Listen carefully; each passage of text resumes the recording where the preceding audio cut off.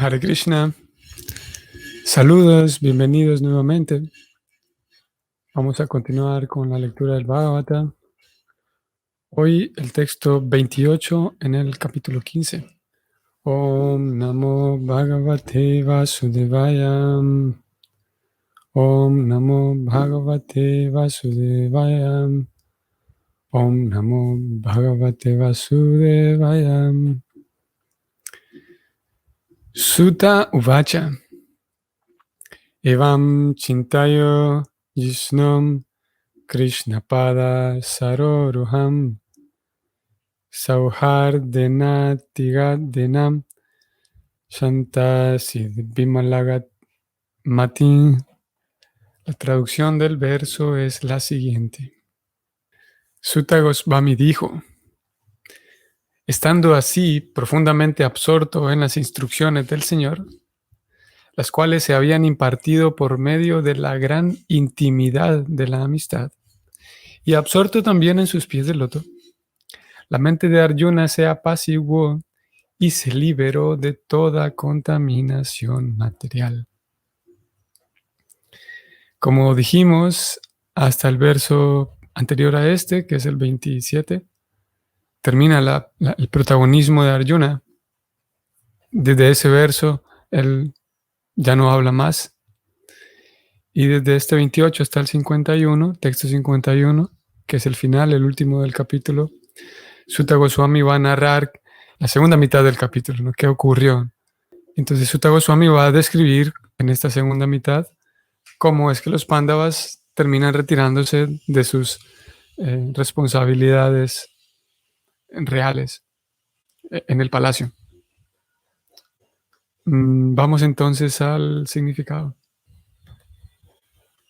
Como el Señor es absoluto, la profunda meditación en Él es igual que el trance yógico. El Señor no es diferente de su nombre, forma, calidad, pasatiempos, séquito y acciones específicas. Arjuna se puso a pensar en las instrucciones que el Señor le había dado en el campo de batalla de Kurukshetra.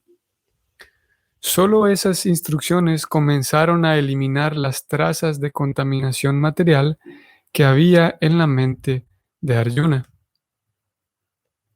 El Señor es como el sol. La aparición del sol entraña la inmediata disipación de la oscuridad o la ignorancia. Y la aparición del Señor en la mente del devoto puede de inmediato alejar los desoladores efectos materiales. En consecuencia, el Señor Chaitanya ha recomendado el canto constante del nombre del Señor para uno protegerse de toda la contaminación del mundo material. El sentimiento de estar separado del Señor es indudablemente doloroso para el devoto, pero debido a que ese sentimiento está relacionado con el Señor, tiene un efecto trascendental específico que tranquiliza el corazón.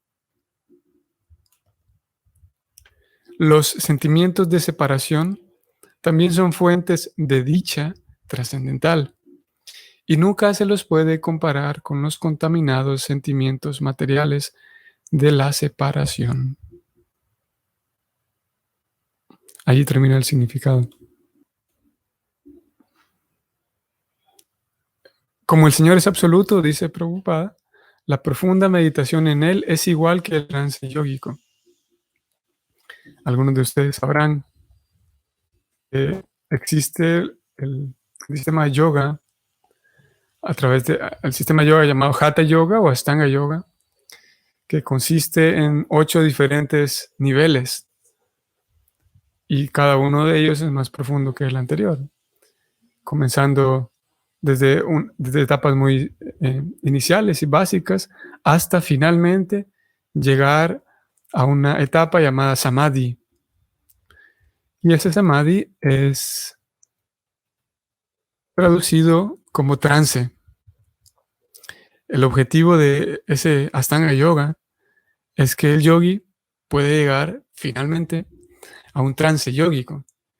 Y una de las razones, o la razón principal, la razón esencial del yoga, el Ashtanga Yoga, el corazón, podemos decir, de esa práctica, es que la persona sabe que, o al menos como era llevado a cabo en antaño, la persona sabe que la vida material, la vida de sociedad y la vida material en general, que consiste en tener un trabajo para ganarse la vida, para ganarse un sustento, para después de tener dinero suficiente que me permita ganarme mi sustento, entonces ahora ya habiendo comido y descansado bien, estoy más listo para seguir trabajando, que sabemos que es el mismo esquema que hoy por hoy se vive, se utiliza para vivir.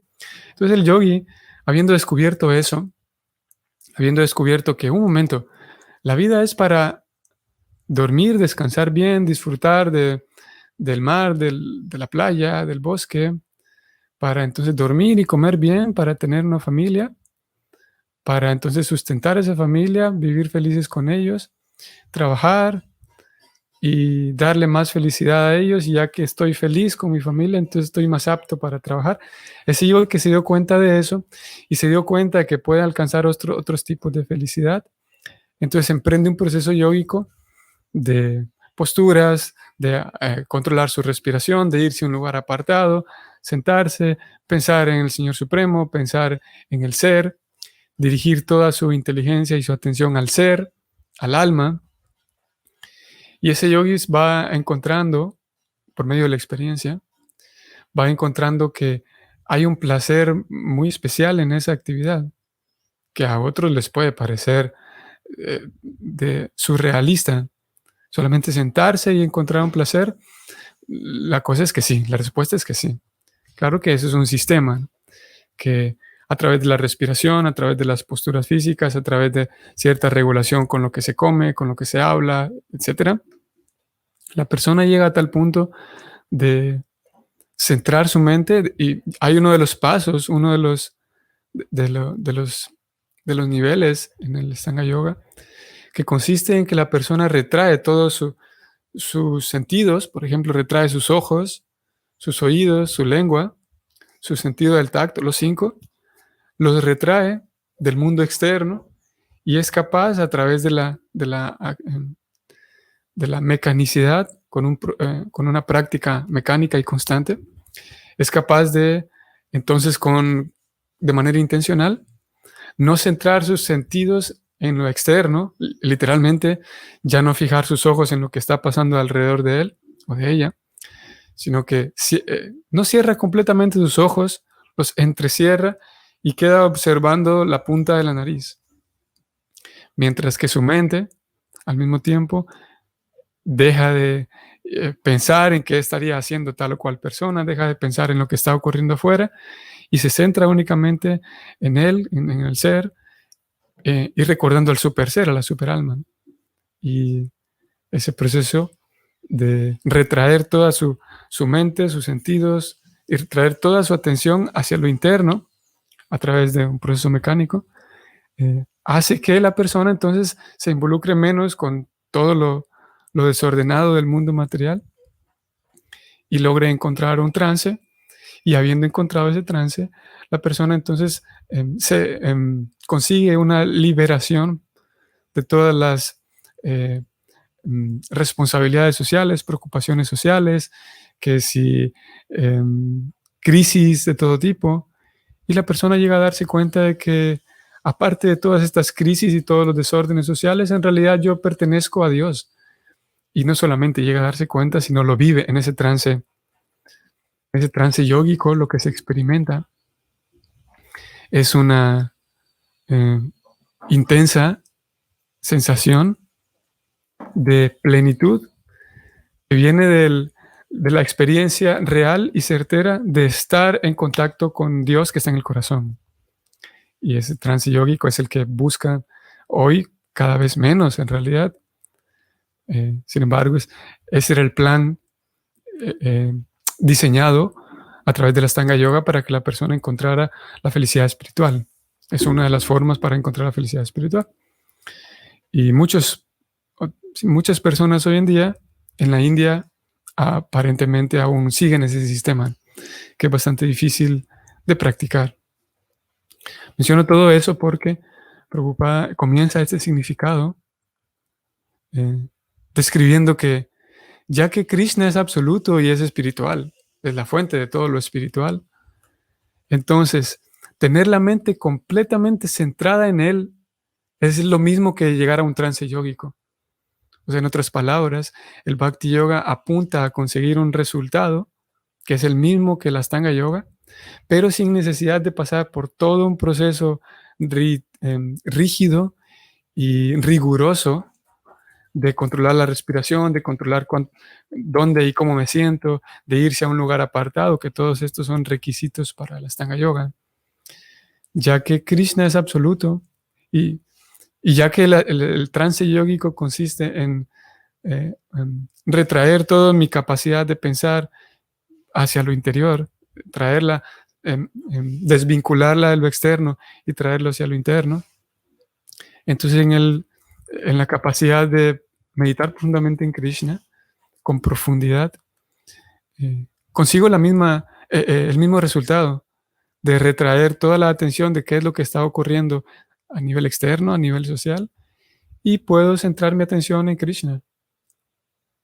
Y de hecho, como digo, es el mismo sistema, y de hecho el Bhakti presenta una lista de elementos que facilitan ese trance yógico, facilitan que la persona pueda encontrar ese trance yógico con mayor facilidad. Y de hecho es la razón por la cual, tal vez ustedes lo recuerdan que hace unos días lo leímos, es la razón por la cual Krishna aparece y decide manifestarse en el mundo material para que las personas puedan tener acceso a una lista de elementos que aquí Prabhupada los menciona, para que las personas interesadas en la trascendencia puedan entonces acceder a los múltiples y variados nombres de la personalidad de Dios, para que la persona interesada en la trascendencia pueda encontrar también una lista muy grande de diferentes formas y encarnaciones de Dios, para que la persona pueda también encontrar una lista tan grande de actividades y pasatiempos de Dios, para que la mente de la persona interesada en la trascendencia pueda absorberse en todos los acompañantes de Dios, y de esa manera tener una variedad. El abanico es muy grande de temas relacionados con Dios, y al ser temas relacionados con el Señor Supremo, son temas espirituales también.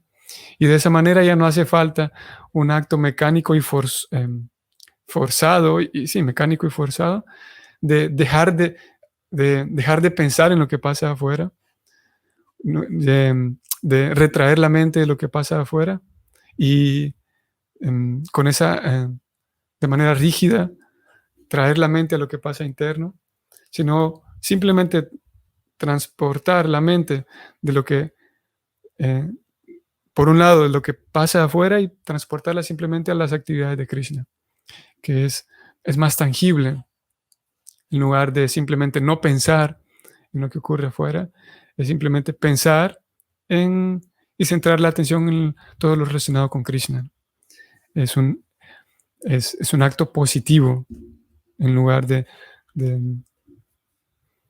desvincular la conciencia de todas las actividades externas.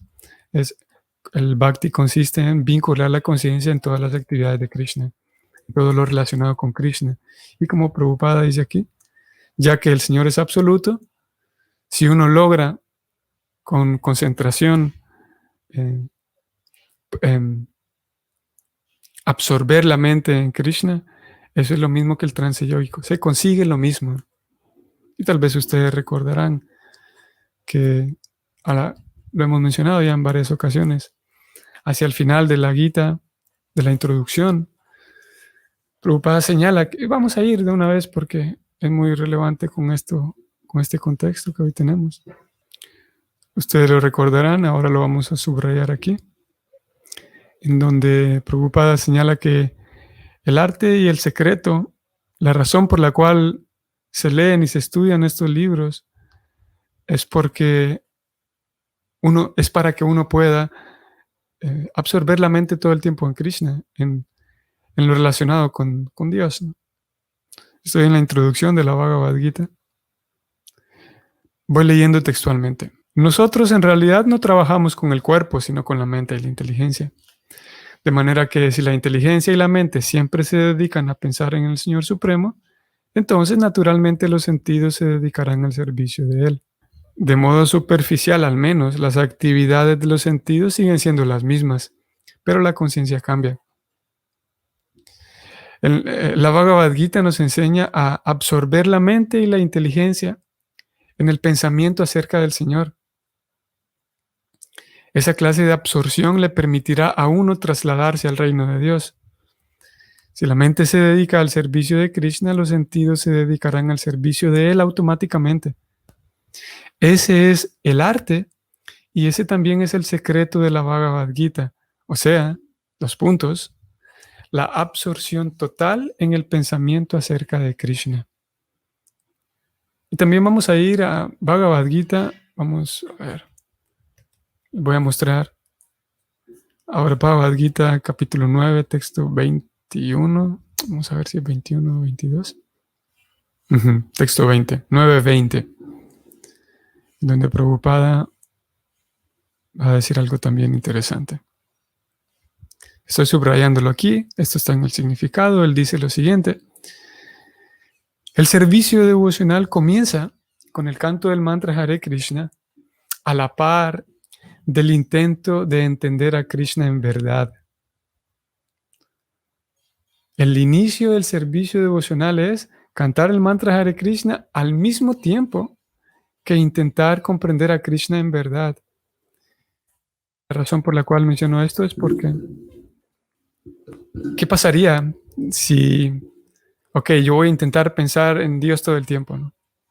El detalle es que, y uno de nuestros desafíos es que los conceptos que tenemos de Dios no necesariamente son conceptos claros. Y en nuestros genes, hace unos días también hablábamos de esto, nuestros genes, en realidad todos nosotros tenemos experiencias previas con diferentes figuras de autoridad, ya que el ciclo de la vida es así como está diseñado la configuración de este lugar, el mundo material, es que el alma entra en un cuerpo y tiene una experiencia de niñez. Y en esa experiencia de la niñez, naturalmente experimentará la presencia de las figuras de autoridad, como lo son los padres, los abuelos, los maestros de escuela, los hermanos mayores, etc. Y eso obviamente aplica en una sola vida, ¿no? En el lapso de una sola vida. Y de acuerdo a cómo haya sido la experiencia con las figuras de autoridad, la persona se desenvolverá en su vida adulta de tal o cual manera. Y en general, y más específicamente en Kali Yuga, las figuras de autoridad carecen de suficiente conocimiento para cómo guiar al niño, cómo guiar a la persona, al niño o la niña. Entonces hay suficientes heridas, y no solamente heridas, sino suficientes malas impresiones en la mente de todos, que nos hacen hoy por hoy desconfiar de aquellas figuras de autoridad. Y mismo en la edad adulta, otra de las figuras vitales, figuras de autoridad vitales para el ser humano es los gobernantes. Y nosotros sabemos, por todo el planeta en realidad, la figura de autoridad gobernante de cada país es un desorden, ¿no? Y todo eso en conjunto genera que tengamos desconfianza y conceptos erróneos acerca de Dios, que es la figura de autoridad principal. Entonces, es muy dispersa la idea de que Dios está para castigarme y que tengo que ser perfecto ante Dios para que Dios me ayude. Y de que no, claro, hay diferentes experiencias, diferentes personas, diferentes situaciones, pero en general nuestra forma de acercarnos a Dios generalmente necesita, la forma de acercarnos a través del Bhakti, y nuestras comprensiones acerca de Dios necesitan ser limpiadas. Y es una de las cosas que limpia el Mahamantra. Por esa razón, Prabhupada, como ya vimos aquí, lo acabamos de leer, el 9.20 de la Gita, él recomienda que se cante el mantra y se trate de entender a Krishna. Se trata de entender que Krishna, ese Krishna que juega con sus amigos, es completamente misericordioso y es completamente, tiene sentido común. Por lo tanto, si yo me rindo a Krishna, Él no me va a pedir que yo haga cosas que están fuera de mi alcance. El detalle es que, como digo, hay todavía ese recelo en algunos más que otros, en algunas personas más que otros. Entonces puede dar la impresión de que si yo me entrego a Krishna, posiblemente, todo esto de manera inconsciente, posiblemente Krishna no es tan capaz de darse cuenta de que hay cosas que yo no puedo hacer y de repente Él me va a exigir cosas que yo no puedo. Por lo tanto, no tengo todavía la suficiente confianza para entregarme a Krishna o entregar mi futuro a Krishna. Y tantas otras cosas que impiden. Debido a menciono todo esto, porque voy al 9.20 de la Gita otra vez. Prabhupada recomienda que uno haga el intento de entender a Krishna de verdad. Porque yo puedo decir, bueno, yo ya confío en Dios y creo en Dios. Pero entenderlo a Krishna de verdad consiste en entender una de las formas o una de las razones por las cuales se nos recomienda esto, es para que si yo tengo miedo a Krishna, si yo tengo miedo de Dios, lo más seguro es que no estoy comprendiendo a Dios de verdad. Porque en realidad el mundo, la vida material, la experiencia material está diseñada para generarnos miedo y desconfianza. Y simplemente no es posible que yo me acerque a Dios y siga teniendo miedo y desconfianza de Dios. La persona que me va a lograr a mí eliminarme el miedo y la desconfianza es Dios. Y la experiencia espiritual está para eliminar de mí el miedo y la desconfianza. Pero si yo tengo miedo y desconfianza de Dios, estoy en un problema. Porque no hay nadie más que me pueda ayudar. En realidad, Dios es la última persona que puede eliminarme de mí ese miedo y desconfianza. Y miedo y desconfianza son tan crueles que me impiden tener relacionamientos profundos y satisfactorios con los demás.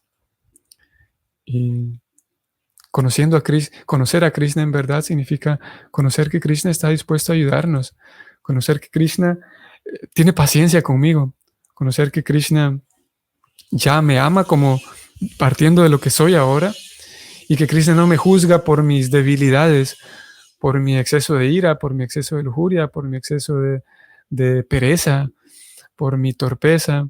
Conocer a Krishna en verdad significa que Él no está apurándome como tal vez en su momento lo hicieron mis papás o algunas figuras de autoridad que me apuraban y me exigían que yo sea perfecto y que no me equivoque.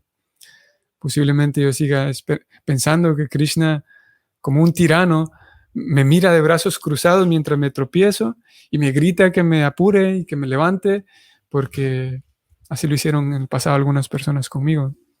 Krishna es al revés, ¿no? Krishna presenta todas aquellas herramientas que nos pueden ayudar y con cordura y con paciencia nos espera a que llevemos nuestro paso, porque no hay prisa en un sentido. Voy a leer de Angie aquí un comentario. Saludos, Angie. Hare Krishna. Saludos. En el Prabhupada Lilamrita, en el capítulo 9, dice que si vas a Vrindavan puedes comprender a Krishna. ¿Es así? Si vas a Vrindavan. Sí, si Prabhupada lo dice así, es así. Sí. Supongo que ahí se refiere a ir a Vrindavan, a hacer un viaje a Vrindavan, ¿no? Supongo que es eso. O lo comprendo así como lo escribiste. Sí, si Prabhupada lo afirma, es así. Luego habría que detenerse un poco a tratar de entender por qué es así, ¿no? Pero si él lo afirma, sin duda. Y Krishna es una persona. Krishna, en realidad el Bhagavatam es el libro que nos permite conocer uno de las herramientas que nos permite conocer a Krishna en verdad, el estudio del Bhagavatam. Y recordamos que Krishna es una persona y en el intento de agradar a una persona, como como sucedería con cualquier persona, un amigo que estamos conociendo, un compañero tal vez de clase o de trabajo, que lo vemos, la vemos, y con el paso del tiempo, conforme nos vamos conociendo, pues uno va sabiendo más de la persona, conforme vamos compartiendo, ¿no? Y conforme vamos ganando confianza uno al otro. Imagínense que llego, por ejemplo, un primer día de trabajo, o un primer día de clases, o un cualquier día, en cualquier lugar en donde yo veo por primera vez a una persona y lo saludo, ¿qué tal? Mi nombre es Dira. Y yo le digo, cuéntame, ¿cómo se llama tu mamá? ¿Cómo se llama tu papá? ¿Tienes hijos? Si yo voy a preguntarle cosas así íntimas de entrada, posiblemente la persona desconfíe de mí, ¿no? Son preguntas que en ese momento no caben, ¿no? Están fuera de orden. Pero con el paso del tiempo, mientras se va ganando confianza, las dos personas van teniendo más intimidad, ¿no? Van confiando en la otra y van hablando de cosas más íntimas, de su familia, de su salud, de sus aspiraciones, de sus motivaciones, de sus sueños, de sus desafíos, etc. Y similarmente con Krishna, en la medida en la que uno va teniendo confianza de que Krishna no me va a explotar, ni me va a pedir cosas absurdas, ni me va a regañar, eh, ni va a tener expectativas altas de mí, irreales de mí. En la medida en la que gano confianza y puedo tener confianza en Krishna, puedo acercarme con mayor confianza a Krishna, y en esa medida también Krishna va revelando cosas de sí mismo, que si bien es verdad ya están escritas en los libros, pero así es como funciona de acuerdo con los acharyas. La mística de todos estos libros es que a pesar de que uno lea ciertas afirmaciones y descripciones de Krishna, a pesar de que uno las lea, y puede ser que uno las memorice, pero si a la par, como leímos de este verso 9:20, si a la par de informarme de todos esos datos de Krishna, yo tengo una práctica espiritual dedicada y sincera y seria, esa práctica espiritual, como está penetrando hasta mi corazón y hasta el alma, en virtud de esa práctica, gracias a esa práctica con sinceridad, los datos que leo de Krishna penetran hasta el alma y me van permitiendo, a través de esos datos teóricos y esa información escrita, esa información me permite ir conociendo a Krishna de verdad. Y es como si estuviera conociendo a Krishna. Es una cosa mística en realidad. Mientras no hay una práctica sincera y no hay una práctica devocional, esos datos, esas afirmaciones que se dan de Krishna no permiten tener una experiencia directa de Krishna. Es una cosa que hay que vivirla. Y Krishna se va revelando en el corazón porque, en fin de cuentas, Él está en el corazón. Y en la medida en la que crece el amor y la confianza de ambas partes, en esa misma medida, Krishna va revelando más de sí mismo a nosotros. Y esas revelaciones que Krishna va dando en mi corazón, en realidad ya están escritas. Todo el tiempo estuvieron allí. Solo que, como digo, pasan desapercibidas por diferentes razones, y una de ellas es la práctica espiritual o la ausencia de la práctica espiritual. Y llega un momento, no sé si a ustedes les ha ocurrido, si no les ocurrió en algún momento, llega un momento en el que estás leyendo el libro y te das cuenta de que esto todo el tiempo estuvo escrito aquí, pero ahora lo leo y me doy cuenta de que tiene tanto sentido relacionado con descripciones de Krishna, cómo él convive con sus devotos, cómo él convive con los devotos que están con él en el mundo espiritual, cómo él trata a los devotos que estamos aquí tratando de salir del mundo material.